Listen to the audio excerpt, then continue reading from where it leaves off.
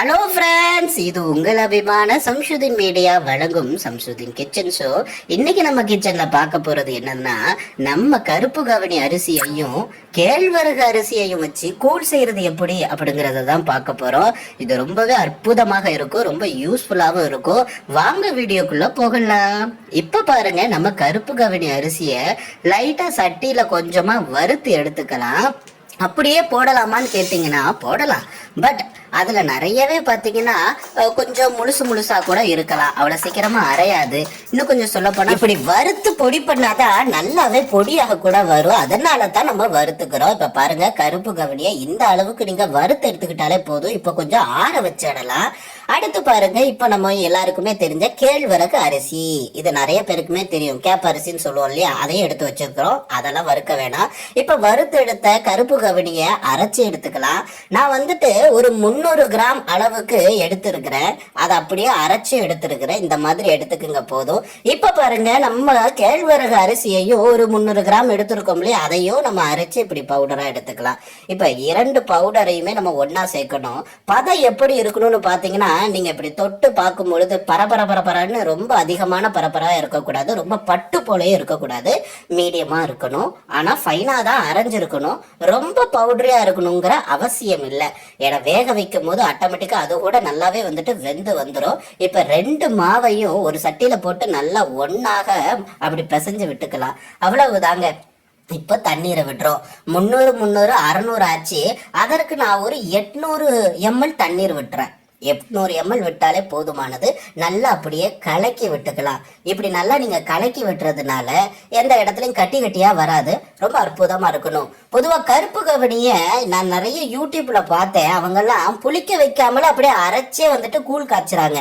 அதுல கூழுக்கான பதமே கிடைக்காது. கூழுனா என்ன அப்படின்னா, இப்படி நல்லா வந்துட்டு புளிக்க வச்சு அதுக்கப்புறம் கிண்டி வர்றதற்கு பேரு தாங்க கூழு.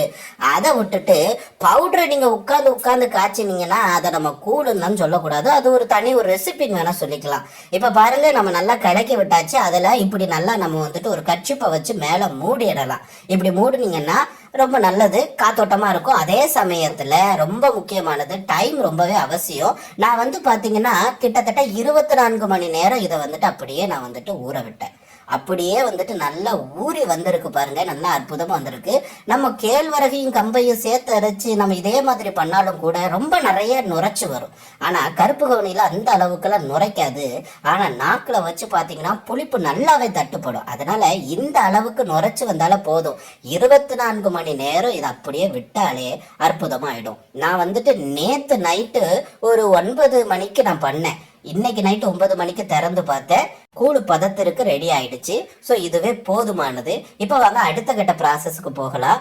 பொதுவாக வந்துட்டு இப்போ நம்ம தண்ணீர் விடுறோம். எந்த அளவிற்கு தண்ணீர் விடணும் அப்படின்னா, இப்போ வந்து நீங்க பாத்தீங்கன்னா எப்பவுமே வந்துட்டு ஒரு 1/2 கிலோ மாவுக்கு நீங்க பண்றீங்கன்னா 3 லிட்டர் தண்ணீர் விடுவோம், அப்படித்தானே?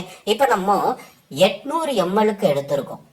அப்படின்னா நம்ம எவ்வளவு லிட்டர் தண்ணீர் விடணும் அப்படிங்கறத பாத்தீங்கன்னா, ஒரு 4 லிட்டர் தண்ணீர் நீங்க விட்டாலே போதுமானது. 3 லிட்டர் விட்டாலும் உங்களுடைய விருப்பம். சோறை வடிச்சு எடுத்துக்கங்க. இந்த பாருங்க, நான் இந்த மாதிரியே ஒரு 100 கிராம் 150 கிராமுக்கு ரைஸ் எடுத்து வடிச்சு எடுத்திருக்கிறேன். நான் புழுங்கரிசி தாங்க போடுறேன். நீங்க நொய்யு போடுறதா இருந்தா உங்களுடைய விருப்பம், அது ஒரு டேஸ்ட்ல இருக்கும். நான் புழுங்கரிசி தான் போடுறேன். ஆனா சீரக சம்பால நீங்க அரிசியில இந்த மாதிரி வடிச்சு நீங்க போட்டீங்கன்னா ரொம்ப நல்லா இருக்கும்.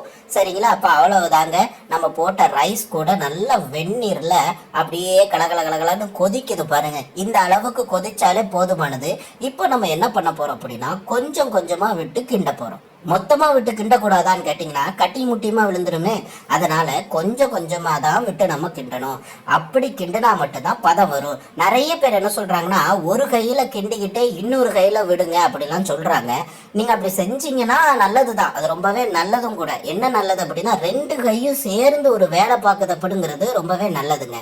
ஆனா நிறைய பேருக்கு அப்படி செய்யக்கூடிய ஒரு ட்ரிக்கு தெரியாது. அதனால தேவையில்லாம கவுத்துருவாங்க. இல்ல கிண்டுறதுல வந்து பாத்தீங்கன்னா கான்சென்ட்ரேட்டை விட்டுடுவாங்க, இல்ல விடுறதுல அதிகமா விட்டுடுவாங்க. ஸோ கட்டி முட்டியமா வந்துடும். அதனால தேவையே இல்லை. இப்படியே கொஞ்சம் கொஞ்சமா விட்டு நம்ம கிண்டுறோம். கிண்ட நீங்க பாத்தீங்கன்னா இந்த மாதிரி கிளுன்னு வரும். இப்படி கிளுகிளுன்னு வந்த உடனே ஸ்டவ் ஆஃப் பண்ணிடக்கூடாதுங்க. நல்ல பதம் வரணும். நீங்க கூழ் வாங்கி குடிக்கும் போது எந்த அளவுக்கு கட்டியா இருக்குங்கிறது உங்களுக்கு நல்லாவே தெரியும். அந்த அளவுக்கு கட்டியா வரணும்னா இன்னும் நம்ம கிண்ட தான் அது வரும். அதனால தயவு செஞ்சு நல்லா கிண்டுங்க. ஆனா சில்வர் சட்டியில வச்சு கிண்டுறத கொஞ்சம் தவிர்த்துக்குங்க. எனக்கு இதுல கொஞ்சம் அனுபவம் அதிகங்கிறதுனால நான் சில்வர் சட்டியில வச்சிருக்கிறேன். புதுசா கிண்டுறீங்கன்னா தயவு செஞ்சு அலுமினிய சட்டியில செய்யுங்க. ஏன்னா அடி ரொம்பவே சீக்கிரமா பிடிக்கும். அதனாலதான் சொல்றேன். சில்வர் சட்டியில வச்சு கிண்டுறதுனால இன்னொரு பெனிஃபிட் இருக்கு. என்னன்னு யாருக்காச்சும் தெரியுமா? ரொம்ப சீக்கிரமாவே நீங்க வந்துட்டு கூழ் காய்ச்சிடுவீங்க. ஆமா, ரொம்ப சீக்கிரமாவே வெந்துடும். ஆனா ரொம்ப சீக்கிரமாவே அடியும் பிடிக்கும். எந்த அளவுக்கு சீக்கிரமா நம்ம கிண்டுறோமோ அந்த அளவுக்கு ரொம்ப அற்புதமா வரும். பதம் ரொம்பவே இந்த இடத்துல அவசியம். பாருங்க, எல்லா வாட்டரும் நல்லாவே வத்திருச்சு. அப்படி சொல்லக்கூடாது, வெந்துருச்சு. அரிசி வெந்து அந்த வாட்டரை வந்துட்டு அப்படியே பிடிச்சி குடிச்சிருச்சுன்னு சொல்லலாம். ரொம்ப அற்புதமா வந்திருக்கு பாருங்க. இதுதாங்க, இவ்வளவுதான். இப்ப ஸ்டவ்வை நம்ம ஆஃப் பண்ணிடலாம். அதே துணியை போட வேண்டாம், கொஞ்சம் கழுவி கூட போல, இல்லை வேற துணி போடுங்க. நல்ல அற்புதமா இப்ப மறுபடியும் வந்துட்டு அதை அப்படியே மூடி வச்சிடலாம். மூடி வச்சுட்டு மறுநாள் காலையில எடுத்து பார்த்தாலே போதுங்க. இன்னைக்கு நைட்டு நான் வந்துட்டு 9 மணிக்கு ஆரம்பிச்சேங்க. கூழு பொதுவா நீங்க பாத்தீங்கன்னா எல்லாமே விட்டதுக்கு அப்புறம், அதாவது அரிசி போட்டு கொஞ்சம் கொஞ்சமா நான் வந்துட்டு கூழை புளிச்ச மாவு விட்டேன் பாத்தீங்களா, அது வந்துட்டு எல்லாத்தையும் விட்டு கிண்டும் போது ஒரு 1/2 மணி நேரம் கிண்டுவேன். அப்படி கிண்டிட்டேன்னா அதுக்கப்புறம் ரெடி ஆயிடும். இதுதான் டைமிங். 10 மணிக்கு ரெடி பண்ணி இந்த மாதிரி கர்ச்சீப் கட்டி வச்சுட்டோம் அப்படின்னா மறுநாள் காலையில 10 மணிக்கு தான் அதை எடுக்கிறோம். ஸோ 12 மணி நேரம் அப்படியே விட்டுறணும். அப்படி விட்டாதான் அப்படி அல்வா கட்டி மாதிரி வரும். இந்த கூழ்ல ஏகப்பட்ட மருத்துவ பலன் இருக்குங்க.